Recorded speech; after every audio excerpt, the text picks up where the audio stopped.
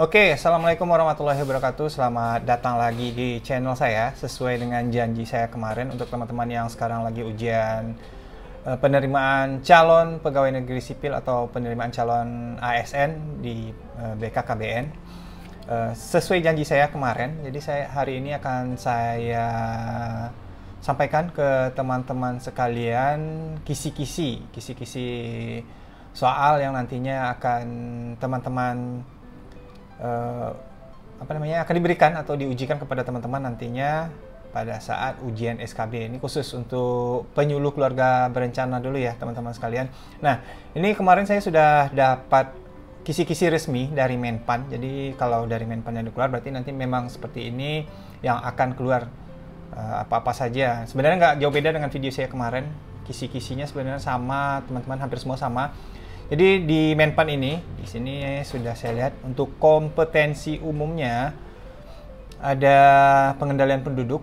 Jadi teman-teman nanti akan ditanyakan tentang pengendalian penduduk, ya seputaran pengendalian penduduk. Nanti saya akan melihatkan contoh-contoh soalnya seperti apa. Yang kedua, alat dan metode kontrasepsi, kemarin sudah saya sampaikan juga. Ada pembangunan keluarga, terkait pembangunan keluarga. Terus nanti konsep dasar keluarga, silahkan dibaca-baca konsep dasar keluarga. Ada advokasi, KIE, komunikasi, informasi, dan edukasi. Itu kompetensi yang harus dimiliki oleh PKB atau PLKB atau penyuluh. Dan ada komunikasi interpersonal atau konseling, teman-teman sekalian. Nah, kompetensi khususnya yang nantinya akan ditanyakan, kemarin saya sudah juga sampaikan. Ada tumbuh kembang anak dan kelompok kegiatan bina keluarga balita. Ada generasi berencana dan kelompok kegiatan bina keluarga remaja atau BKR. Ada kelompok kegiatan keluarga lansia. Ada kemandirian ekonomi keluarga. Ini program-program yang ada di BKKBN ya. Ini UPPKA nanti namanya. Ada pusat informasi dan konseling PIK remaja. Ada pendataan keluarga, tentang pendataan keluarga sama sebenarnya dengan yang saya sampaikan kemarin. Ada pencatatan dan pelaporan terkait program Bangga Kencana atau program pembangunan keluarga. Ada pembinaan institusi masyarakat perdesaan atau perkotaan, IMP. Nah, IMP ini mungkin yang kurang familiar bagi teman-teman sekalian yang baru mengenal BKKBN atau belum paham dengan alur kerja penyuluh keluarga berencana. Terus nanti ada tentang penyuluh KB-nya. Nah, itu kisi-kisi dari Menpan teman-teman sekalian. Nah, baik, berikutnya saya akan coba lihatkan ke teman-teman. Nanti di screen teman-teman akan dilihat. Ini ada beberapa soal yang saya miliki. Mungkin tahun lalu saya juga sudah pernah buat soal seperti ini kayaknya ya.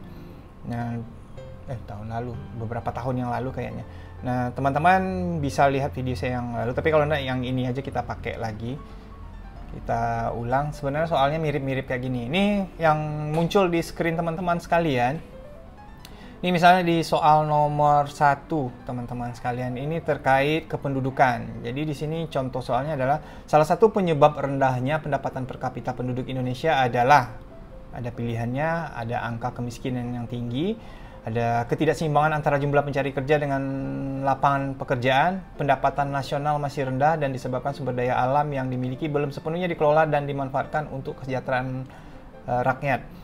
Yang D, masih kurangnya kesadaran penduduk terhadap pentingnya pendidikan. Yang E, lingkungan yang tidak sehat. Nah, di sini kan ada kunci jawabannya ya. Jawabannya C. Jadi kalau teman-teman butuh, saya silakan di DM nanti teman-teman sekalian. Karena nggak mungkin saya taruh di deskripsi ya. Nggak untuk dikonsumsi semua orang juga, karena ini bang soal saya pribadi. Yang kedua, nanti contohnya yang masih ke pendudukan ya. Di bawah ini yang bukan merupakan faktor penyebab rendahnya tingkat pendidikan penduduk di Indonesia adalah A, ketidakseimbangan antara jumlah murid dengan sarana pendidikan yang ada. B, rendahnya pendapatan per kapita penduduk. C, masih kurangnya kesadaran penduduk terhadap pentingnya pendidikan. D, pendapatan nasional yang masih rendah. E, anak lebih diarahkan untuk bekerja membantu memenuhi ekonomi keluarga. Nah, yang pertanyaannya tadi yang bukan faktor penyebab rendahnya tingkat pendidikan, yang bukan ya. Sebenarnya nih kalau soal seperti ini bisa teman-teman analisa. Ini jawabannya D, di pendapatan nasional yang masih rendah. Kita coba skip untuk ini. Ini contoh yang kependudukan tadi ya. Teman-teman bisa lihat ini contoh yang tema kependudukan. Di bawah nanti Ini masih kependudukan. Misalnya ini masalah kependudukan di Indonesia terjadi karena adanya ketimpangan daerah pedesaan dan perkotaan disebut. Nah, reurbanisasi, reemigrasi, urbanisasi, emigrasi, transmigrasi. Nah, jawabannya urbanisasi. Nah, disebut urbanisasi. Ini mohon dikoreksi juga nanti ya. Ini saya dapat bang soal dari teman-teman juga. Mungkin kalau ada yang keliru, ini kayaknya udah benar ya. Emigrasi, urbanisasi apa sih artinya? Ini masalah kependudukan di Indonesia yang terjadi karena adanya ketimpangan daerah pedesaan dan perkotaan disebut. Kayaknya keliru deh. Ntar deh. Ini nanti kepanjangan videonya jadinya ya. Saya cari pula dulu jawabannya. Oke, nanti ini kita skip aja dulu. Ini agak ragu saya. Yang nomor 5 nih contoh, salah satu tujuan pengelolaan kependudukan adalah 1. Agar masyarakat mendapatkan pendidikan yang baik. Yang B. Agar masyarakat terpenuhi kebutuhan hidupnya. Yang C. Agar masyarakat merasa nyaman untuk hidup dan bertempat tinggal di suatu kawasan. Yang D. Agar masyarakat terjamin kesehatannya. Yang E. Agar masyarakat miskin berkurang kuantitasnya. Nah, jadi kalau tujuan pengelolaan kependudukan di sini jawabannya adalah C, agar masyarakat merasa nyaman untuk hidup dan bertempat tinggal di suatu kawasan. Ini tujuan. Nah, sumber bacanya nanti mungkin teman-teman bisa cari modul-modul tentang kependudukan atau modul-modul tentang demografi. Nah, di situ mungkin ada penjelasannya nanti ya, teman-teman. Tujuan pengelolaan kependudukan. Atau baca di Undang-Undang 52, Undang-Undang 52 terkait pembangunan kependudukan dan keluarga berencana. Di sini, ini jawabannya C tadi ya. Misalnya ini agar masyarakat mendapatkan pendidikan yang baik, sebenarnya ada kaitannya juga, tapi di sini yang jawaban yang paling tepat adalah agar masyarakat merasa nyaman untuk hidup dan bertempat tinggal di suatu kawasan. Tujuan pengelolaan kependudukan. Oke, yang nomor 6. Atau kita skip dulu yang kependudukan ya. Ini yang terkait. Kita coba yang lihat yang lain lagi tadi. Ini kan pengendalian penduduk. Ini contoh soal pengendalian penduduk. Kira-kira nanti seperti itu teman-teman sekalian. Terus nanti selanjutnya ada alat dan metode kontrasepsi. Nah, kita lihat. Nah, mana ya? Kita cari dulu yang ini. Kita skip karena soalnya banyak ya. Ini bang soalnya lumayan. Nah, ini yang ini contoh apa namanya nih? Contoh dari yang kemarin yang saya sampaikan, istilah-istilah yang ada di BKKBN. Misalnya soal nomor berapa nih? Nomor 21 ini, salah satu hasil output proyeksi penduduk yang sering diinterpretasikan sebagai banyaknya anak perempuan yang dilahirkan oleh setiap perempuan dalam masa reproduksinya disebut. Nah, ini di sini net reproduction rate atau NRR. Nah, istilah-istilah ini sebenarnya familiar di BKKBN. Kalau kalian nanti bergabung dengan BKKBN menjadi penyuluh, ya istilah-istilah ini tentunya nanti akan kalian hafalkan atau nanti juga akan hafal dengan sendirinya karena ini sering kita gunakan. Oke, mohon maaf ya kalau misalnya videonya ini loncat-loncat karena mungkin saya nggak punya banyak waktu untuk membuat video yang panjang untuk saat ini. Mudah-mudahan besok Kamis. Nah, ini contoh soal pencegah tentang metode kontrasepsi. Ini nomor 36 ya. Kita lompat tadi yang ke bawah tadi itu tentang kependudukan. Ini yang contoh untuk metode kontrasepsi. Nah, ini pertanyaannya, metode pencegah kehamilan melalui metode menyusui secara langsung disebut. Ada A, metode amenorrhea laktasi atau MAL, yang B intrauterine device atau IUD, yang C AKBK, alat kontrasepsi bawah kulit, yang D AKDR, alat kontrasepsi dalam rahim, yang E vasektomi. Nah, jawabannya A di sini kuncinya ya, karena menyusui itu salah satu metode, tapi yang eksklusif ya. Ketika ASI eksklusif itu juga bisa menjadi metode kontrasepsi yang alami. Kalau IUD itu kayak spiral. Ya, mana tahu nanti soalnya dibalik-balik ya, jadi saya jelaskan. Kalau IUD itu adalah spiral yang dimasukkan ke dalam rahim. AKBK itu implan, alat kontrasepsi bawah kulit, jadi dia sejenis obat ditaruh di bawah kulit, itu AKBK namanya, atau nama lainnya implan. AKDR sama dengan IUD tadi, ini hanya singkatannya. AKDR alat kontrasepsi dalam rahim sama dengan IUD. Vasektomi itu metode kontrasepsi untuk pria. Ya, jadi saluran spermanya diikat atau dipotong. Jadi tidak ada lagi bibitnya, bukan cairannya nggak ada lagi ya, bibitnya nggak ada lagi. Jadi mungkin itu. Nanti kalau diputar-putar, nah, kalian harus paham metode kontrasepsi ini seperti apa. Ada yang alami, ada yang hormonal, ada yang non hormonal. Nah itu kalian silakan cari-cari di Google. Yang hormonal itu seperti apa, yang non hormonal seperti apa, yang alami seperti apa. Kalau di sini kan soalnya yang metode kontrasepsi yang alami.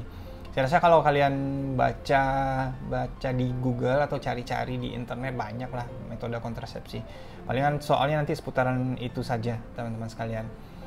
Nah ini soal 37 contohnya nih. Di bawah ini yang merupakan kelebihan dari metode kontrasepsi pil kombinasi kecuali. Jadi nanti mungkin cari juga ya.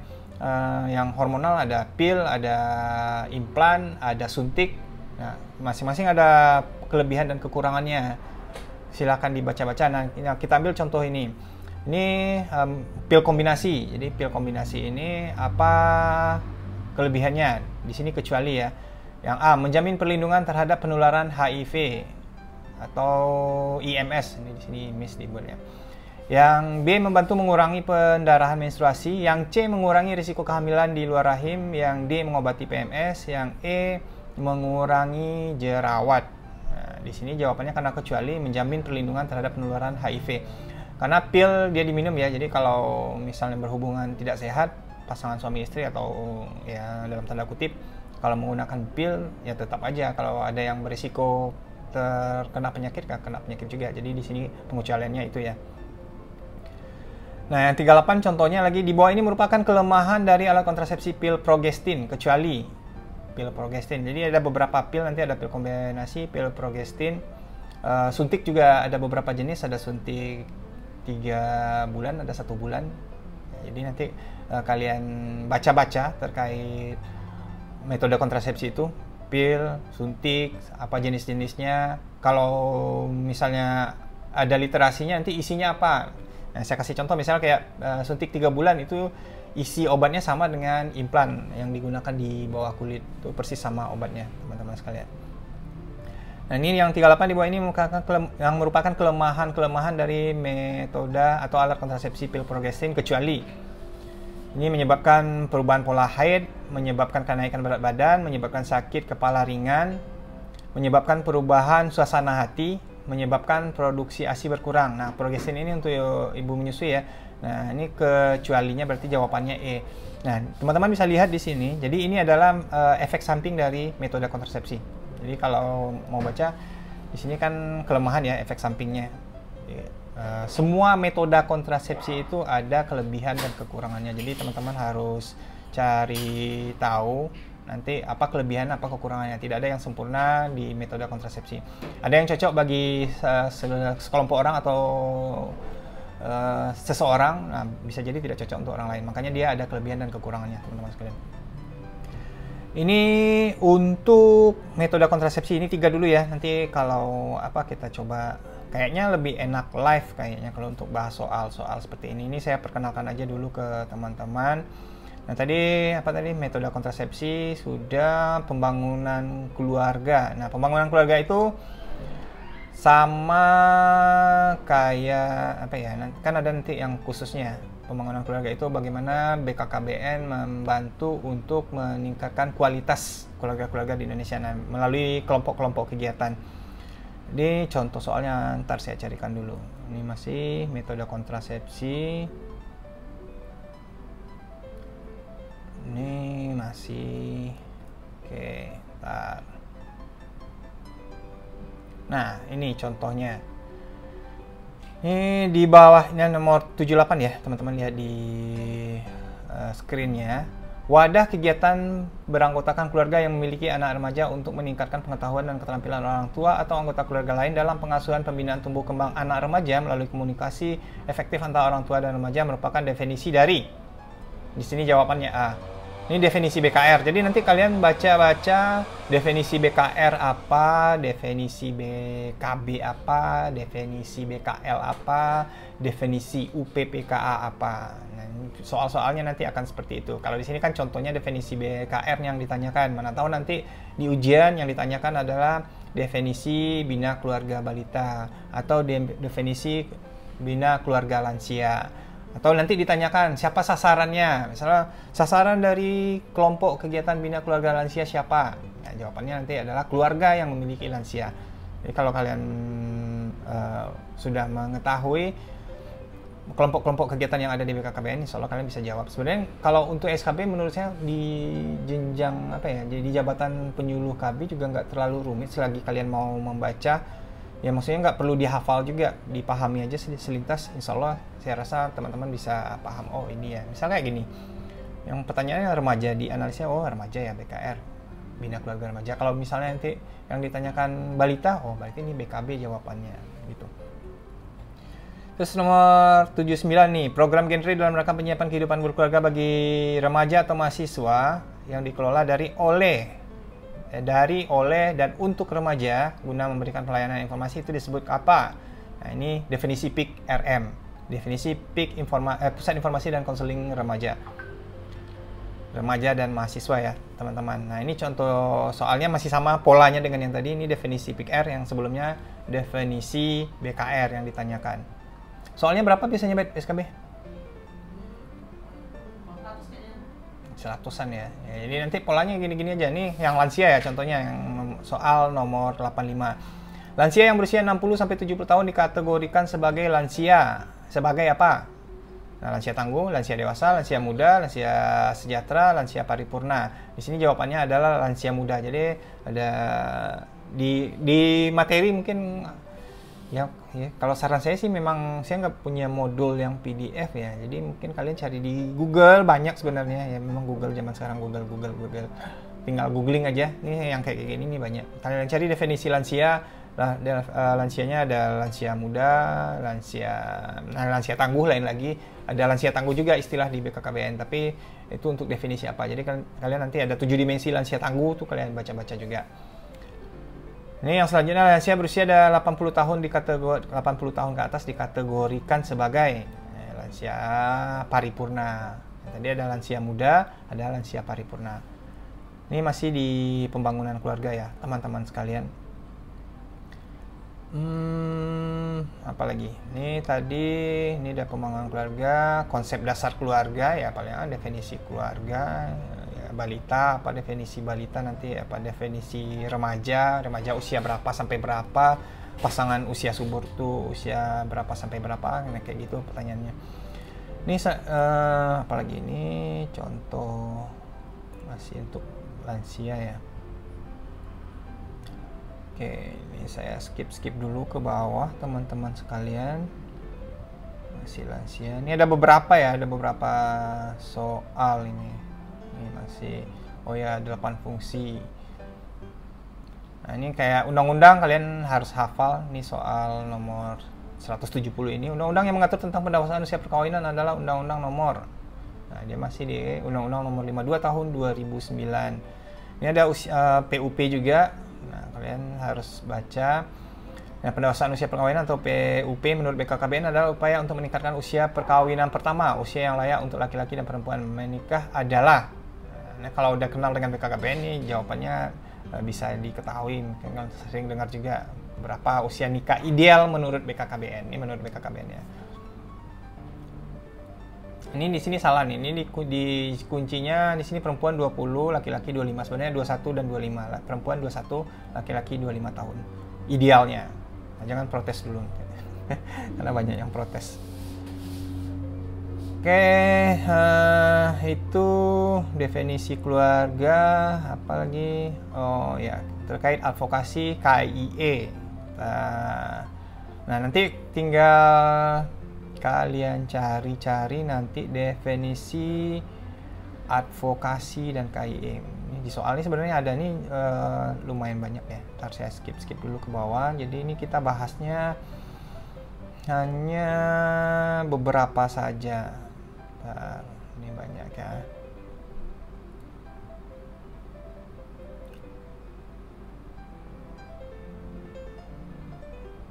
Ini definisi keluarga. Tadi apa lagi nih? Balik lagi kita. Nah, bentuk keluarga yang perkawinannya berpoligami dan hidup secara bersama-sama disebut. Ada juga soal kayak gini ya. Ini kalau kalian udah paham ininya bisa. Nah, salah satu peran anak dalam keluarga adalah itu pertanyaan-pertanyaan dalam kategori definisi keluarga. Ini di sini sebagai kepala keluarga, sebagai pendidik keluarga, sebagai orang yang melaksanakan peran psikososial sesuai tingkat perkembangan baik fisik, mental, sosial maupun spiritual. Yang D sebagai pelindung keluarga. Di sini jawabannya C ya. Peran anak. Ini kalau itu masih bisa dicerna lah. Oke, kita cari contoh soal. Oh, ini tentang ini. Pendataan ini teknik ya. Ini karena acak-acakan ya, jadi mana yang nampak aja dulu saya ini kan ke teman-teman sekalian. Nah, ini contoh soal tentang pendataan keluarga. Misalnya nih, di BKKBN ada pendataan keluarga dan teman-teman penyuluh nanti harus tahu juga tentang pendataan keluarga. Ini dalam proses pencatatan data keluarga, dikembangkan formulir untuk mencatat data keluarga dan individu anggota keluarga yang disebut dengan formulirnya formulir apa? Di sini jawabannya adalah F1PK. Karena ini soal lama, F1PK 2015. Kalau yang sekarang F1PK 20 ya, 20. Dia sekarang sekali 5 tahun, teman-teman sekalian. Jadi F1PK, formulir 1PK. Jadi ini 15 nih untuk menandakan tahunnya aja. Jadi ingat-ingat, formulir untuk pendataan itu adalah F1PK kalau menggunakan formulir. Nah, di zaman sekarang kan udah menggunakan smartphone. Nah, jadi mungkin nanti ada pertanyaan, pendataan keluarga dilakukan dengan 2 metode. Apa sajakah itu? Formulir dan smartphone. Itu pendataan keluarga. Apalagi banyak nih, ini banyak contoh soalnya teman-teman sekalian. Nah, ini tentang IMP juga kan. Oh, ini masih pendataan keluarga. Oke, selanjutnya. Nah, ini contoh IMP ya. Yang tidak terkait dengan pengembangan peran IMP yaitu, nah, IMP itu adalah institusi masyarakat perdesaan atau perkotaan atau kader yang teman-teman kenal, kader-kader yang di lapangan ngajak ber-KB atau yang mengelola kelompok-kelompok kegiatan, itu bagian dari IMP. Ini tidak terkait. Nah, mungkin modul-modul kayak gini yang agak jarang di Google kayaknya. Saya nggak bisa janji ya apakah saya punya modul PDF-nya, tapi nanti saya coba upayakan cari. Kalau ada modulnya nanti boleh ya, komen aja dulu, komen. Kalau ada nanti saya kirim. Cuman saya nggak bisa janji karena kalau IMP kayaknya saya punya hard kopinya atau bukunya, tapi yang soft file entah ada tanda, saya cari dulu. Tapi kalau kayak modul-modul yang lain yang ada soft file-nya boleh kalian minta nanti. Kecuali yang rahasia-rahasia ya. Terkait KIE apa contohnya? Palingan nanti kalau terkait KIE contohnya definisi KIE. Ini contoh-contoh formulir. Banyak loh teman-teman soalnya yang diujikan nanti palingan 100 ini saya punya.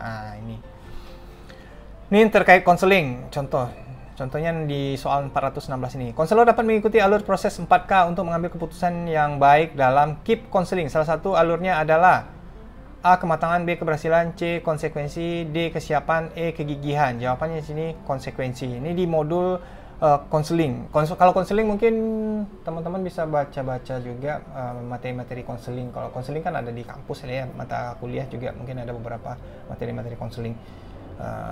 Mirip sebenarnya, hampir sama. Kalau paham konseling bisa. Kalau KIE mungkin anak-anak komunikasi, teman-teman mungkin kalian punya teman-teman komunikasi. KIE itu banyak materi-materi komunikasi, bagaimana cara berkomunikasi, bagaimana cara berbicara di depan umum, bagaimana menguasai suasana, bagaimana menguasai forum.